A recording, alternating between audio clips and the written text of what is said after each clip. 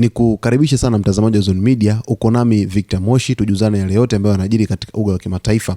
Hapa nina taarifa moja kwa moja kutokea Mashariki ya Kati katika ukanda wa Gaza, ambapo wapatanishi wamewasiliana na kiongozi wa kijeshi wa Hamas huko Gaza, Izz al-Din al-Haddad, ambaye ameonyesha wazi kuwa hakubaliani na mpango mpya wa kusitisha vita uliotolewa na Marekani. Al-Haddad anaamini kuwa mpango huo umetungwa mahususi kwa lengo la kuimaliza Hamas, iwe kikundi hicho kitakubali au la. Hivyo ameapa kuendelea na mapambano. Mpango huo wa vipengele 20 umetolewa na rais wa Marekani Donald Trump na tayari umekubaliwa na taifa la Israel. Masharti yake makuu ni pamoja na Hamas kujisalimisha kwa kuacha silaha, kutopewa nafasi ya kuongoza tena Gaza, kuachiliwa kwa mateka wote ndani ya saa 72 za kwanza za usitishaji vita, na pia kupelekwa kwa kikosi cha kimataifa cha muda cha kuweka utulivu chini ya uongozi wa Marekani na baadhi ya nchi za Kiarabu. Pia mpango unatoa ramani ya kuondolewa kwa majeshi ya Israel kwa awamu, lakini ukiweka eneo la usalama mpakani na Misri na Israel.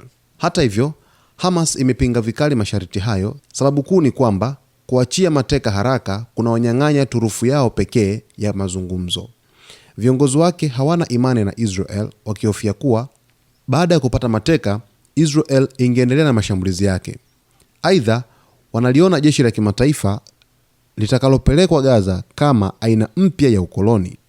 Hamas pia imesisitiza haitoweka silaha chini mpaka taifa huru la Palestina litakapoundwa. Ndani ya Hamas pia kuna mgawanyiko. Baadhi ya viongozi wa kisiasa walioko Qatar wako tayari kuzungumzia mpango huo kwa marekebisho, lakini ushawishi wao ni mdogo kwa sababu hawana udhibiti wa mateka walioko Gaza. Kwa upande wa Israel, licha ya kukubali mpango huo awali, waziri mkuu wa Israel Benjamin Netanyahu ameanza kusitasita. Katika ujumbe wake kwa umma alisisitiza kuwa jeshi la Israel litaendelea kuwepo katika baadhi ya maeneo ya Gaza, kwamba serikali yake itapinga kwa nguvu zote kuanzishwa kwa taifa la Palestina. Kauli hizi zinapingana moja kwa moja na mpango wa Marekani uliotaka kuondolewa kabisa kwa majeshi ya Israel isipokuwa uwepo mdogo wa muda kwa ajili ya ulinzi. Kuhusu hali ya mateka, inakadiriwa kuwa Hamas bado inashikilia watu 48 huko Gaza, lakini takriban watu 20 tu wanaoaminika kuwa bado wako hai. Hawa ndio turufu kuu ya Hamas katika mazungumzo yoyote ya usitishaji vita. Vita hivi vilianza baada ya shambulio la Hamas kusini mwa Israel tarehe 7 Oktoba mwaka 2023, ambapo watu wapatao 1200 waliuawa na wengine 251 kuchukuliwa mateka.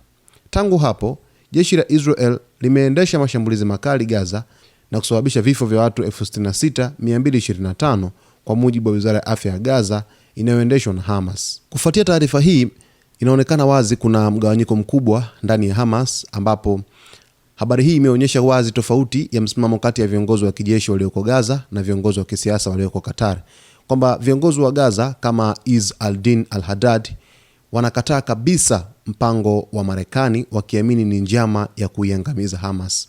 Lakini viongozi ambao wako kule nchini Qatar, wao wako tayari kufikiria kwa marekebisho, lakini hawana nguvu kwa sababu silaha na mateka zipo mikononi mwa wanajeshi walioko Gaza. Hii inaonyesha kuwa kuna mgawanyiko wa ndani unaoweza kudhoofisha Hamas kisiasa, na Marekani, Israel inawaona kama fursa ya kushinikiza zaidi. Lakini kwenye vipengele 20 vya mpango wa Marekani chini ya Rais Donald Trump, wametaka kujisalimisha kwa Hamas, yani kusalimisha silaha, lakini kuondolewa kwenye siasa za Gaza, waondoke kabisa na Gaza iwe chini ya PA, Palestinian Authority, lakini vile vile kuachilia mateka haraka ndani ya saa 72 za mwanzo za usitishaji wa vita. Kwa mtazamo wa Hamas, haya si masharti ya usitishaji vita, bali ni masharti ya kusalimu amri.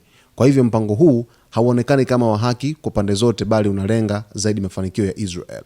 Kwa hivi sasa Hamas bado inashikilia mateka 48, lakini inadaiwa kuwa 20 tu ndio wako hai mpaka hivi sasa, na hawa mateka ndio turufu kubwa ya Hamas katika mazungumzo, kwamba wanashinikiza Israel pamoja na Marekani wakae chini kwenye meza mazungumzo kufuatia mateka hawa wa Israel ambao bado Israel inawadai kuweza kuwarejesha mikononi mwake chini ya waziri mkuu Benjamin Netanyahu. Kwa hiyo Marekani na Israel wanataka wapewe mapema hao mateka, lakini Hamas haitaki kupoteza nguvu yake ya majadiliano. Kwa hali hii, swala la mateka ndilo litabaki kuwa kikwazo kikuu cha makubaliano yoyote kati ya Hamas pamoja na Israel.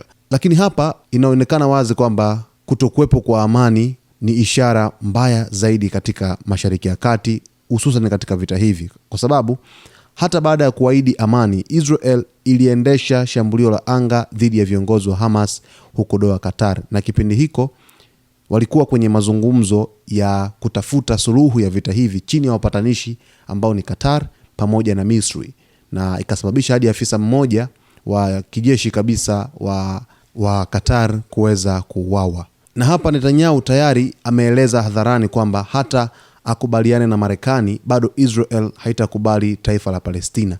Hii inafanya mpango wa Marekani kuonekana hauna dhamira ya kweli ya amani, kwa sababu bali inaonekana kuwa ni njia ya kuipa Israel nafasi ya kushinda kivita na kisiasa.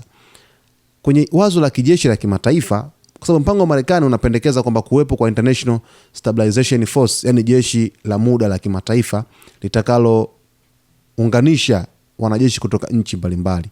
Na Hamas inaliona hili kama ni ukoloni mpya. Kwa nini jeshi liweze kuingia katika ardhi yetu na kuweza kulinda amani, ikiwa sisi wenyewe tunaweza kuleta amani katika ardhi yetu? Kwa hiyo Israel huenda likaona kama fursa ya kudumisha udhibiti wake bila kuonekana moja kwa moja.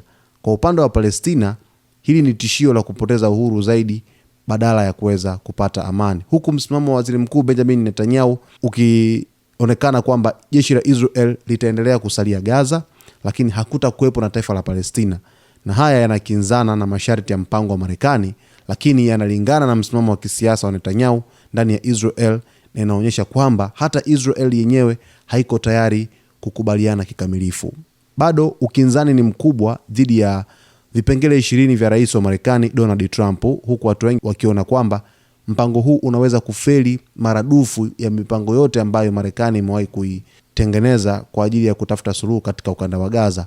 Sasa macho na masikio ya watu wengi ni kuona kwa rais Donald Trump atakwenda kuamua nini, ikiwa tayari ameshinikiza kwamba Hamas iweze kutoa majibu haraka iwezekanavyo dhidi ya mpango wake huo wa kuweza kusitisha vita katika ukanda wa Gaza.